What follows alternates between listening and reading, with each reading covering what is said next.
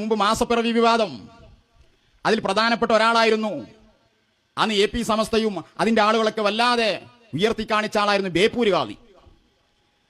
ആ ബേപ്പൂർ ഖാദി അടക്കമുള്ള ആളുകൾ ബഹുമാനപ്പെട്ടവരുടെ ഹദ്റത്തിൽ വന്ന് ഇരിക്കുന്ന ആ വലിയ സന്തോഷമുള്ള അവസ്ഥകൾ എല്ലാവർക്കും അറിയാം. ചെറുശ്ശേരി ഉസ്താദുണ്ട്, അവിടെ വന്ന് ബഹുമാനപ്പെട്ടവരെ കണ്ട് പിന്നീട് അവിടുന്ന് പ്രഭാഷണം നടക്കുന്നുണ്ട്. ആ പ്രഭാഷണത്തിൽ ചെറുശ്ശേരി ഉസ്താദിന്റെ വാദം വല ദിക്റുല്ലാഹി അക്ബർ. സാധാരണ അതിനൊക്കെ നമ്മൾ അർത്ഥം വെക്കലുണ്ട്, ആ അർത്ഥമല്ല അന്ന് വെക്കുന്നത്. വല ദിക്റുല്ലാഹി അക്ബർ, അള്ളാഹുവിനെ സ്മരിക്കൽ, അത് ഏറ്റവും വലിയ കാര്യമാണ്. അങ്ങനല്ല അന്ന് ബഹുമാനപ്പെട്ടവർ അർത്ഥം വെച്ചത്. ബഹുമാനപ്പെട്ട ഈ ഹദ്റത്തിൽ വന്ന് അവരുമായി സംസാരം ഉണ്ടായി. ആ സമയത്ത് വല ദിക്റുള്ള, അള്ളാന്റെ ആളുകൾ നമ്മളെ പറഞ്ഞു കിട്ടിയാൽ അത് അള്ള നമ്മളെ കുറിച്ച് പറയലാണ്. അതല്ലേ ഏറ്റവും വലിയ കാര്യം,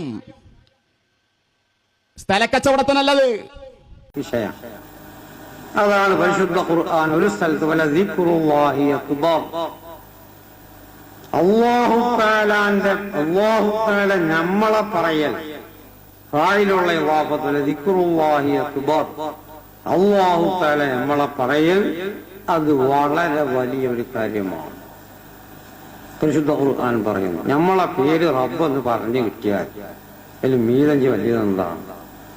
തിരുമീതി എനിക്കെന്ത് കിട്ടാനാണ്? അപ്പൊ അല്ലാഹു തആലാന്റെ അരികിൽ വെച്ച് പേര് പറയാ എന്നത് ചില്ലറ കാര്യം.